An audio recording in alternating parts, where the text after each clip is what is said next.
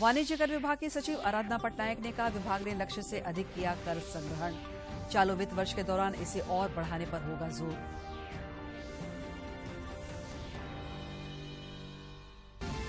भाकपा माओवादी के हार्डकोर नक्सली ने सरकार के आत्मसमर्पण नीति नई दिशा के तहत किया आत्मसमर्पण।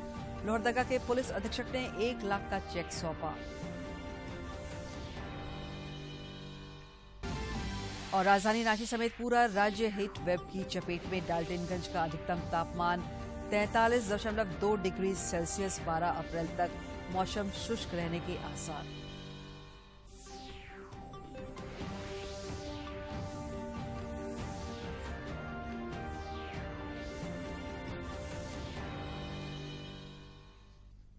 नमस्कार, खबरें झारखंड में आपका स्वागत है। मैं हूं दिव्या। समाचारों में आगे बढ़ने से पहले ये संदेश। दर्शकों से अपील है कि कोविड से सुरक्षित रहने के लिए कृपया इन 4 सरल उपायों का पालन अवश्य करें। पूर्ण टीकाकरण कराएं, मास्क पहनें, 2 गज की सुरक्षित दूरी बनाए रखें, हाथ और चेहरा साफ रखें।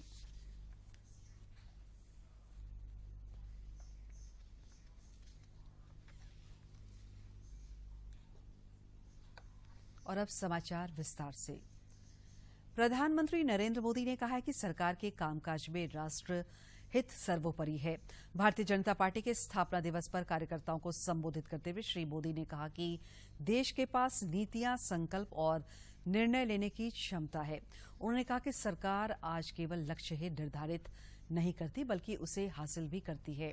उन्होंने कहा कि देश ने हाल ही में अब तक का सबसे अधिक $400 अरब मूल्य का निर्यात किया है। 3 वजहों से बहुत महत्वपूर्ण हो गया है। पहला कारण है कि इस समय हम देश की आजादी के 75 वर्ष का पर्व मना रहे हैं। आजादी का अमृत महोत्सव मना रहे हैं। ये प्रेरणा का बहुत बड़ा अवसर है। दूसरा कारण है तेजी से बदलती हुई वैश्विक परिस्थितियां, बदलता हुआ ग्लोबल ऑर्डर। इसमें भारत के लिए लगातार नई संभावनाएं बन रही है। तीसरा कारण भी उतना ही अहम है। कुछ सप्ताह पहले 4 राज्यों में भाजपा की डबल इंजन की सरकारें वापस लौटी है। 3 दशकों के बाद राज्यसभा में किसी पार्टी के सदस्यों की संख्या 100 तक पहुंची है। यानी वैश्विक दृष्टिकोण से देखें या राष्ट्रीय दृष्टिकोण से देखें, भाजपा का दायित्व, भाजपा के प्रत्येक कार्यकर्ता का दायित्व लगातार बढ़ रहा है। अभी भी देश में 2 तरह की राजनीति चल रही है। एक राजनीति है परिवार भक्ति की और दूसरी है राष्ट्र भक्ति की। केंद्रीय स्तर पर अलग अलग राज्यों में हमारे यहां कुछ राजनीतिक दल हैं जो सिर्फ और सिर्फ अपने अपने परिवार के हितों के लिए काम करते हैं। इन परिवारवादी पार्टियों ने देश के युवाओं को भी कभी आगे नहीं बढ़ने दिया। उनके साथ हमेशा विश्वासघात किया है। और आज हमें गर्व होना चाहिए कि आज भाजपा ही इकलौती पार्टी है जो इस चुनौती। इधर झारखंड में भी स्थापना दिवस को लेकर कई कार्यक्रम आयोजित किए गए। राजधानी रांची समेत कई जिलों में पार्टी कार्यकर्ताओं द्वारा प्रभात फेरी निकाली गई। प्रदेश कार्यालय में पार्टी विधायक दल के नेता बाबूलाल मरांडी ने ध्वजारोहण किया। भाजपा स्थापना दिवस के मौके पर राजधानी रांची स्थित पार्टी के प्रदेश मुख्यालय में सबसे पहले झंडोत्तोलन किया गया। उसके बाद शहर के कुछ मार्गों से शोभा यात्रा निकाली गई। बाद में पार्टी नेताओं और कार्यकर्ताओं ने प्रधानमंत्री नरेंद्र मोदी के संबोधन का सीधा प्रसारण को देखा और सुना। कार्यक्रम के दौरान पार्टी विधायक दल के नेता और पूर्व मुख्यमंत्री बाबूलाल मरांडी, संगठन महामंत्री धर्मपाल सिंह और प्रदेश महामंत्री आदित्य साहू सहित कई प्रदेश पदाधिकारी और कार्यकर्ता उपस्थित रहे। पत्रकारों से बातचीत में पार्टी विधायक दल के नेता बाबूलाल मरांडी ने कहा कि जिन उद्देश्यों को लेकर भाजपा की स्थापना की गई थी वह आज सफलीभूत होता दिख रहा है। तो भारतीय जनता पार्टी के कार्यकर्ता ने ये स्थापित कर दिया कि हम जिन मूल्यों की हम राजनीति करते हैं और जिन उद्देश्यों को लेकर के हम राजनीति करते हैं, आज वो पूरा होते दिख रहा है। श्री मरांडी ने कहा कि प्रधानमंत्री नरेंद्र मोदी के नेतृत्व में देश का मान और यश दुनिया में बढ़ा है और देश के लोगों में पार्टी की लोकप्रियता का प्रमाण है कि लगातार पार्टी का विस्तार हो रहा है। भारतीय जनता पार्टी के कार्यक्रम और भारतीय जनता पार्टी के नीति और सिद्धांत और सरकार के द्वारा जनहितों में किए गए कामों को आज देश की जनता ने स्वीकार किया है, विचारधारा को देश की जनता ने स्वीकार किया। ये बिल्कुल और देश के प्रधानमंत्री जी के नेतृत्व में देश आगे बढ़ रहा है। हाल के दिनों में कई राज्यों के चुनाव में मिली सफलता से भाजपा गदगद है। इसकी झलक भाजपा स्थापना दिवस पर उत्साहित पार्टी कार्यकर्ताओं के खिले चेहरों पर भी साफ दिख रही थी। रांची से अवधेश गौतम की रिपोर्ट। इधर जमशेदपुर में पार्टी के राष्ट्रीय उपाध्यक्ष और राज्य के पूर्व मुख्यमंत्री रघुवर दास ने कहा कि तुष्टीकरण और परिवारवाद की राजनीति नहीं चलेगी। श्री दास ने कांग्रेस पार्टी पर निशाना साधते हुए कहा कि 137 साल पुरानी पार्टी अपने अस्तित्व को बचाने के लिए संघर्ष कर रही है। उन्होंने कहा कि भाजपा संस्कृति और राष्ट्रवाद की विचारधारा को लेकर काम कर रही है। राज्यों के चुनाव ने भी ये सिद्ध किया इस देश में अब वोट बैंक और तुष्टीकरण की राजनीति नहीं चलेगी। इस देश में अब विकास की राजनीति चलेगी। इस देश में आज राष्ट्रवाद की राजनीति चलेगी। इस देश में लोकतंत्र की जीत होगी। अब इस देश में परिवारवादी संस्कृति की राजनीति नहीं चलेगी। लोकसभा में आज नियम 377 के तहत झारखंड के चतरा, धनबाद, गिरिडीह, दुमका, गोड्डा और कोडरमा जिले की 10,388 पोषण सखियों का मामला उठाया गया।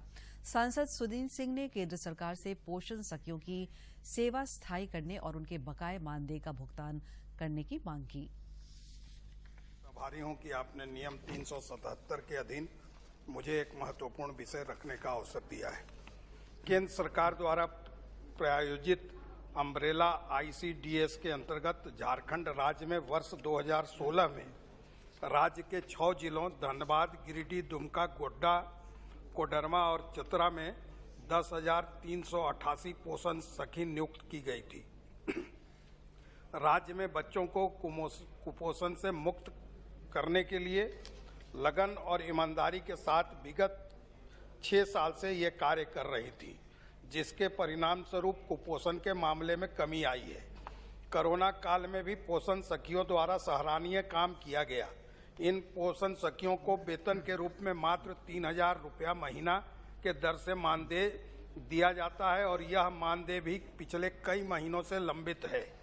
झारखंड की वर्तमान सरकार ने 25 मार्च 2022 को एक आदेश जारी करते हुए इन 6 जिलों की सभी 10,388 पोषण सखियों की सेवा 1 अप्रैल 2022 से समाप्त कर दी है। झारखंड सरकार ने पोषण सखियों को बेरोजगार कर दिया है। मात्र 100 रुपये प्रतिदिन मानदेय पर काम करने वाली पोषण सखियां 6 साल तक काम करने के बाद अब कहां जाएंगी। इनके बच्चों की पढ़ाई और महत्वपूर्ण 6 साल राज्य की सेवा में लगा दिए। राज्य को कुपोषण और कोरोना से बचाने में अपना भरपूर सहयोग करने के बाद अब ये पोषण सखियां बेरोजगार हैं। आदरणीय सभापति जी, मेरा आपके माध्यम से केंद्र सरकार।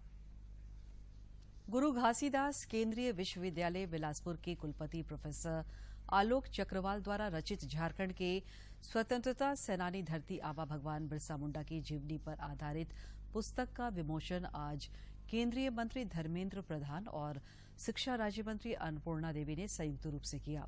इस मौके पर शिक्षा राज्य मंत्री अन्नपूर्णा देवी ने कहा कि यह किताब झारखंड के प्रतीक पुरुष अमर क्रांतिकारी भगवान बिरसा मुंडा के संघर्ष तथा स्वतंत्रता आंदोलन में वनवासियों के योगदानों को सामने लाने के प्रयासों का एक महत्वपूर्ण हिस्सा है।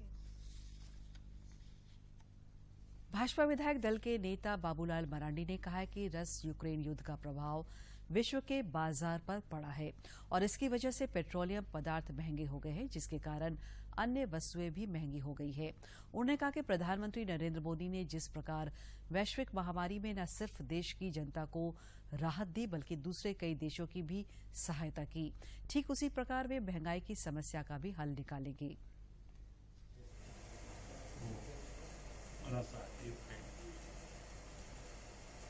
इस कारण से पूरी दुनिया महंगाई के चपेट में है, क्योंकि जब तेल महंगी हो गई थी दुनिया में, जहाँ 50-60 रुपया मिलता था वहाँ 100 से अधिक पार हो गया, सब कुछ प्रभावित कर रहा है। श्री मरांडी ने कहा कि युद्ध किसी समस्या का हल नहीं है और बातचीत से सारे मुद्दों का निराकरण। उन्होंने कहा कि रूस यूक्रेन युद्ध मामले में जल्द ही सुखद समाचार प्राप्त होंगे। हम उम्मीद करते हैं कि इस महंगाई को भी यूक्रेन और रशिया के बीच जो युद्ध चल रहा है उसको भी बंद करने के लिए बार बार आह्वान करें। विभागीय सचिव आराधना पटनायक ने आज वाणिज्य कर विभाग की एक समीक्षा बैठक की और विभाग के कई कर्मचारियों को सम्मानित किया। रांची स्थित वाणिज्य कर आयुक्त कार्यालय उत्पाद भवन में आयोजित वाणिज्य कर विभाग की बैठक के बाद विभागीय सचिव आराधना पटनायक ने पत्रकारों को बताया कि इस वर्ष 18,422 करोड़ रुपए का संग्रहण का लक्ष्य था और विभाग ने 19,750 करोड़ रुपए का संग्रह किया है, जो लक्ष्य का 107% है।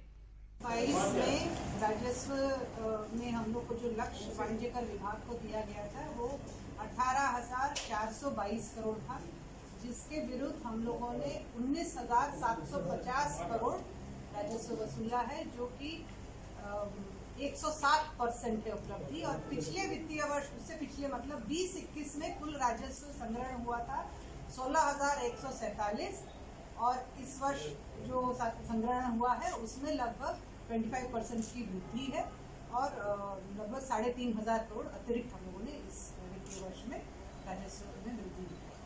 श्रीमती पटनायक ने कहा कि विभाग के रिसोर्सेज को और बेहतर बनाकर चालू वित्तीय वर्ष 2022-23 में भी लक्ष्य से अधिक कर संग्रह का प्रयास होगा। अगले साल में एक और भी हम लोग के लिए चुनौती है, कंपनसेशन जो हम लोग को रेगुलरली आ रहा था, लगभग 4,000 करोड़ करीब आता था कंपनसेशन में, वो अगले वित्तीय वर्ष से कम हो जाएगा। जो इस वर्ष का बकाया है लगभग 1,800 करोड़, वही अगले साल हमको मिलेगा। तो हमें मुख्य रूप से राजस्व वृद्धि ही करना है, अपने जो सोर्सेस है उसको बेहतर करने के लिए करना है। इसमें हमारा जो intelligence and revenue analysis unit ये बहुत महत्वपूर्ण भूमिका निभाएगा। बैठक के दौरान गत वित्तीय वर्ष की उपलब्धियों के आधार पर कर संग्रहण और इंटेलिजेंस समेत विभाग के प्रमुख क्षेत्रों में उल्लेखनीय कार्य करने वाले अधिकारियों कर्मचारियों को प्रशस्ति पत्र भी दिया गया।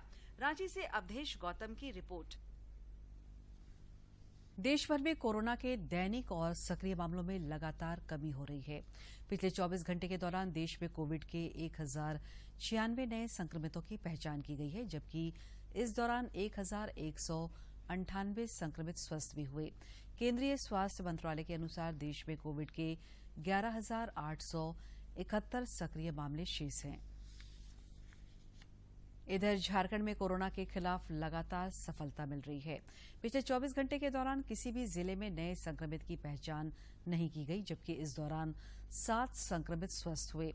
स्वास्थ्य विभाग के अनुसार राज्य में कोविड के सक्रिय संक्रमितों की संख्या घटकर मात्र 17 रह गई है।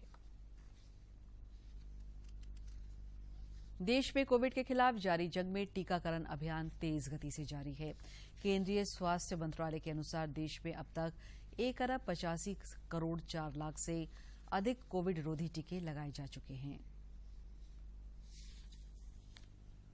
प्रतिबंधित उग्रवादी संगठन भाकपा माओवादी के हार्डकोर नक्सली सूरजनाथ खरवार ने आज राज्य सरकार से आत्मसमर्पण नीति नई दिशा के तहत लोहरदगा जिला प्रशासन के समक्ष आत्मसमर्पण किया। इस मौके पर उपायुक्त बाघमारे प्रसाद कृष्ण, पुलिस अधीक्षक प्रियंका मीणा समेत जिला प्रशासन के कई अधिकारी मौजूद थे। पुलिस अधीक्षक ने कहा कि राज्य सरकार की नीतियों से प्रभावित होकर नक्सली समाज के मुख्यधारा में लौट रहे हैं। जो सभी कैडर के लिए संदेश है कि आप लोग आत्मसमर्पण करें और सरकार की नीति का फायदा उठाएं। अदरवाइज हम लोगों की सारी फोर्सेज आपसे लड़ाई लड़ने के लिए तत्पर है और आप उस लड़ाई में नहीं जीत पाएंगे। तो जान गंवाने से बेहतर है कि आप आत्मसमर्पण करें और जो भी सुविधाएं दी जाती है उसका फायदा उठाएं। उपायुक्त ने कहा कि मुख्यधारा में लौटने वाले नक्सलियों को सरकार की नई दिशा के तहत नगद राशि दी जा रही है। उन्होंने बताया कि आत्मसमर्पण करने वाले नक्सलियों को 1 लाख रुपए का चेक प्रदान किया। जो मार्ग से भटके हुए युवा हैं उनके पुनर्वास के लिए, ताकि उनका आगे का जीवन जो है वो लोग अच्छे से व्यतीत कर पाए और इस नीति का फायदा सबको उठाना चाहिए और मुख्य धारा में वापस आना चाहिए। झारखंड उच्च न्यायालय में आज जेएसएससी संशोधित नियमावली के खिलाफ दायर याचिका पर सुनवाई हुई। मुख्य न्यायाधीश डॉक्टर रवि रंजन और न्यायाधीश सुजीत नारायण प्रसाद की खंडपीठ ने सरकार से जानना चाहा कि हिंदी और अंग्रेजी को छोड़कर उर्दू को परीक्षा में शामिल किया गया है। क्या सरकार ने उर्दू को शामिल करने से पूर्व कोई डाटाबेस तैयार किया है? आज सुनवाई करते हुए माननीय मुख्य न्यायमूर्ति डॉक्टर रवि रंजन एवं न्यायमूर्ति सुजीत नारायण प्रसाद की खंडपीठ ने राज्य सरकार से यह जानना चाहा कि हिंदी और अंग्रेजी को छोड़कर उर्दू को शामिल किए जाने के पूर्व क्या कोई डाटाबेस तैयार किया गया है। यदि डाटाबेस तैयार किया गया है तो माननीय खंडपीठ के समक्ष प्रस्तुत किया जाए और इस मामले की विस्तृत सुनवाई के लिए 27 अप्रैल का समय निर्धारित किया गया है।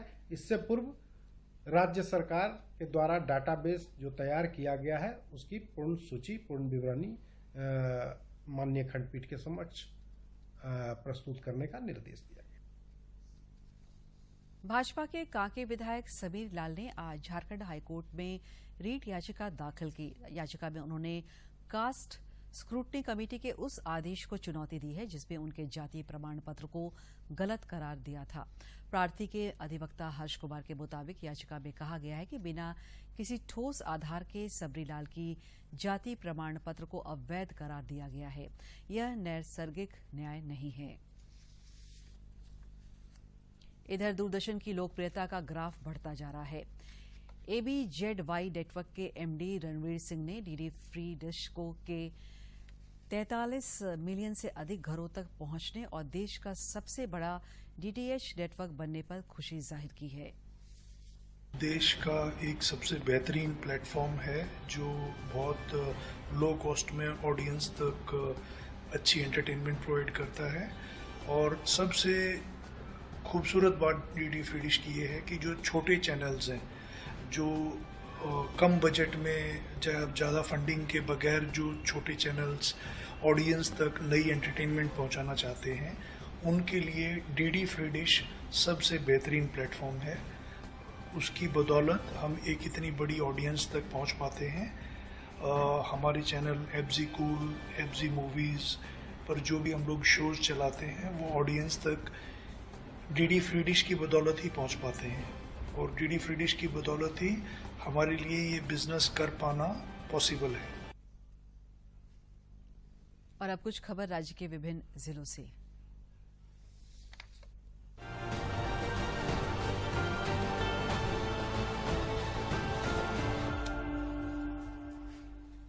भारतीय जनता पार्टी के 43वें स्थापना दिवस के अवसर पर रांची ग्रामीण के कांके मंडल में झंडोत्तोलन किया गया। मंडल पदाधिकारी एवं कार्यकर्ताओं ने प्रधानमंत्री के भाषण को ध्यानपूर्वक सुना और निष्ठापूर्वक पार्टी हित में काम करने की बात दोहराई। रांची विधायक सीपी सिंह ने आज भाजपा के 42वें स्थापना दिवस के मौके पर भाजपा मुंबई कार्यालय में प्रधानमंत्री के संबोधन को सुना। ट्वीट करके उन्होंने कहा कि इस अवसर पर महाराष्ट्र के पूर्व सीएम देवेंद्र फडणवीस से आत्मीय मुलाकात हुई। राज्यसभा सांसद महेश पोद्दार ने आज दिल्ली में अश्विनी वैष्णव से मुलाकात की और राज्य में रेल सुविधाओं में बढ़ोतरी और कई ट्रेनों के परिचालन से संबंधित मुद्दों पर बातचीत की। उन्होंने ट्वीट कर कहा कि उनकी बातचीत उपयोगी रही। विधायक सरयू राय ने Indian school of business Hyderabad का भ्रमण किया और परिसर में पुस्तकालय का अवलोकन भी किया। ट्वीट कर उन्होंने कहा कि यह देश का नंबर 1 मैनेजमेंट स्कूल है और यहाँ के विद्यार्थियों का प्लेसमेंट देश दुनिया के श्रेष्ठ प्रतिष्ठानों में हो रहा है। सिमडेगा जिले के 19वें पुलिस अधीक्षक के रूप में सौरभ कुमार ने आज पदभार ग्रहण किया। निवर्तमान एसपी डॉक्टर सम्स तबरेज ने पुष्प गुच्छ देकर उनका स्वागत किया। इसके बाद नए पुलिस अधीक्षक ने सरकारी प्रक्रिया के तहत विधिवत रूप से पदभार ग्रहण किया। नाथू सिंह मीना को राज्य सरकार ने गोड्डा एसपी का कमान सौंपा है। निवर्तमान एसपी वाई.एस. रमेश को स्थानांतरित करते हुए राज्यपाल का ओएसडी बनाया गया है। रांची के उपायुक्त छवि रंजन ने आज मोरहाबादी स्थित ईवीएम वेयर हाउस का निरीक्षण किया। निरीक्षण के बाद उपायुक्त ने जिला उप निर्वाचन पदाधिकारी को जांच प्रतिवेदन राज्य निर्वाचन विभाग को भेजने को कहा। रांची नगर निगम द्वारा आज स्वच्छ सर्वेक्षण 2022 के तहत सिटीजन फीडबैक हेतु सेंट जेवियर कॉलेज में शिविर आयोजित किया गया, जिसमें छात्र छात्राओं को सिटीजन फीडबैक प्रक्रिया में भाग लेने हेतु जागरूक किया गया। आगामी त्योहारों और चैती छठ पर्व को देखते हुए रांची नगर निगम की ओर से शहर में सफाई का विशेष अभियान चलाकर सफाई की जा रही है। इसी क्रम में निगम द्वारा विभिन्न वार्डों में स्थित तालाबों की सफाई भी की जा रही है।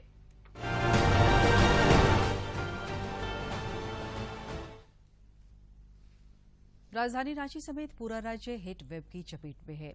पिछले 24 घंटे के दौरान डाल्टनगंज का अधिकतम तापमान 43.2 डिग्री सेल्सियस रिकॉर्ड किया गया, जो इस मौसम में औसत से काफी अधिक है। लोगों को गर्मी से परेशानी का सामना करना पड़ रहा है। मौसम विज्ञान केंद्र रांची के अनुसार 12 अप्रैल तक राज्य भर में मौसम के शुष्क रहने के आसार हैं।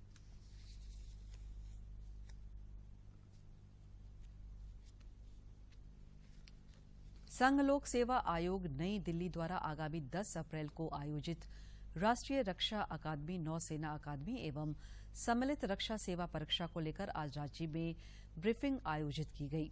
बैठक में उपायुक्त छवि रंजन ने कहा कि परीक्षा संचालन के लिए संघ लोक सेवा आयोग नई दिल्ली द्वारा जो दिशा निर्देश दिए गए हैं, उनका पूरी तरह से सभी परीक्षा केंद्रों को अनुपालन करना है। दक्षिणी छोटानागपुर प्रमंडल के आयुक्त नितिन मदन कुलकर्णी ने कहा कि परीक्षा की तिथि के एक दिन पहले सभी सेंटर सुपरिटेंडेंट अपने अपने केंद्र पर उपलब्ध व्यवस्थाओं की जांच कर व्यवस्था सुनिश्चित करेंगे।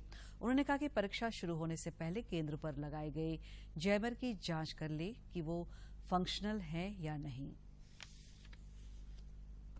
जमशेदपुर में श्री बाल मंदिर सेवा समिति द्वारा 47वां रामनवमी महोत्सव का आयोजन साक्षी झंडा चौक पर किया जा रहा है। यह जानकारी देते हुए सचिव सुमन अग्रवाल ने बताया कि धूमधाम से रामनवमी महोत्सव मनाने का निर्णय लिया गया है।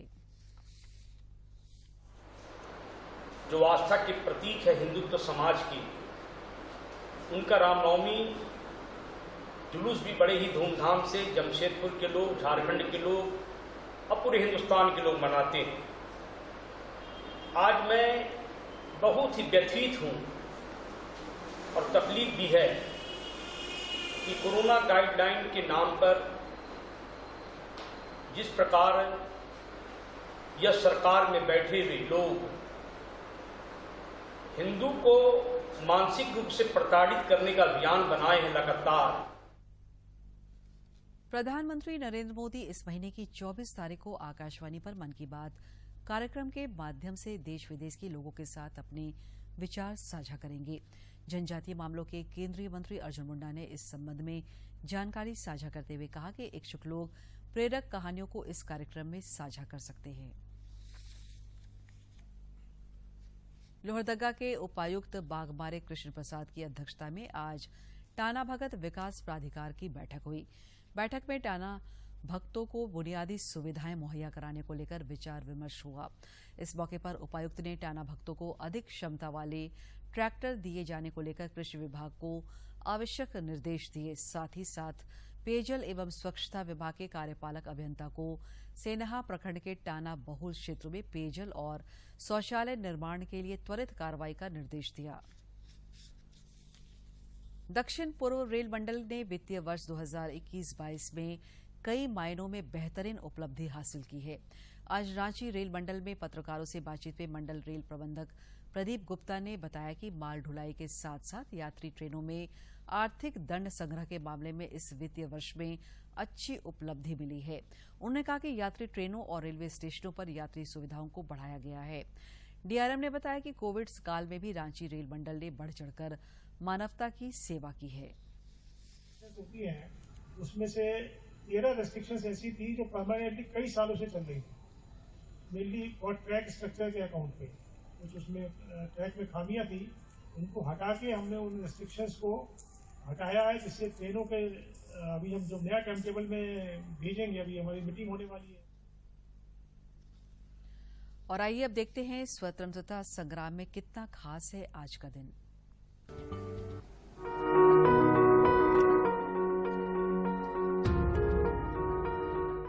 6 अप्रैल का दिन भारतीय स्वतंत्रता आंदोलन के इतिहास में विशेष रूप से महत्वपूर्ण है। वर्ष 1930 में इसी दिन महात्मा गांधी ने 241 मील की पैदल यात्रा करने के बाद गुजरात के दांडी गांव में मुट्ठी भर नमक उठाकर नमक कानून तोड़ा था। दांडी मार्च से निकली चिंगारी ने स्वतंत्रता आंदोलन की मशाल प्रज्वलित की और व्यापक सविनय अवज्ञा आंदोलन का विचार देश भर में जंगल की आग की तरह फैल गया।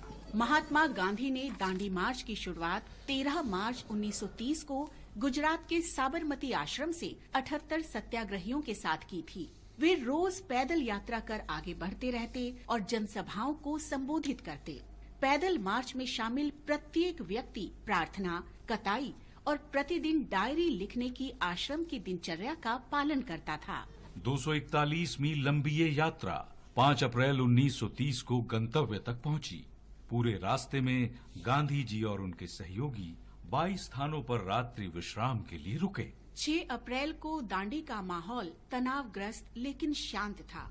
दिन की शुरुआत प्रार्थना से हुई। गांधी जी ने उपस्थित लोगों को संबोधित किया। गांधी जी ने अपनी गिरफ्तारी की स्थिति में अब्बास तैयब जी और उनके बाद सरोजिनी नायडू को सत्याग्रह के नेतृत्व के लिए नामित किया। प्रार्थना के बाद गांधी जी अपने अनुयायियों के साथ समुद्र में नहाने चले गए और इसके बाद सुबह 8:30 बजे उन्होंने मुट्ठी भर नमक उठाकर नमक कानून तोड़ दिया।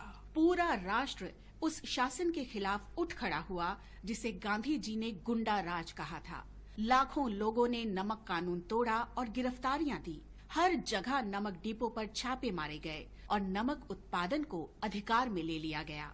धरसाना पर धावे में 289 स्वयंसेवक घायल हुए। लेकिन इसके बावजूद पुलिस का अत्याचार लोगों का मनोबल तोड़ने में विफल रहा।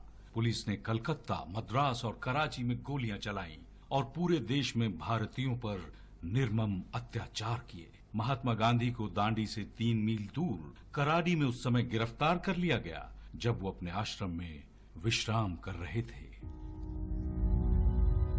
और अंत में मुख्य समाचार एक बार फिर।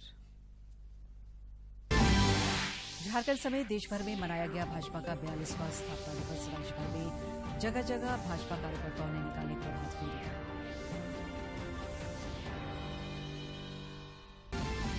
वाणिज्य कर विभाग की सचिव आराधना पटनायक ने कहा, विभाग ने लक्ष्य से अधिक किया कर संग्रहण। चालू वित्त वर्ष के दौरान इसे और बढ़ाने पर होगा जोर।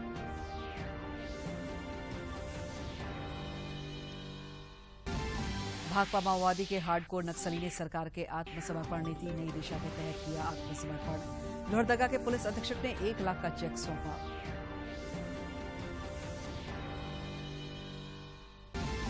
और राजधानी रांची समेत पूरा राज्य हीट वेव की चपेट में। डाल्टनगंज का अधिकतम तापमान 43.2 डिग्री सेल्सियस। 12 अप्रैल तक मौसम शुष्क रहने के आसार।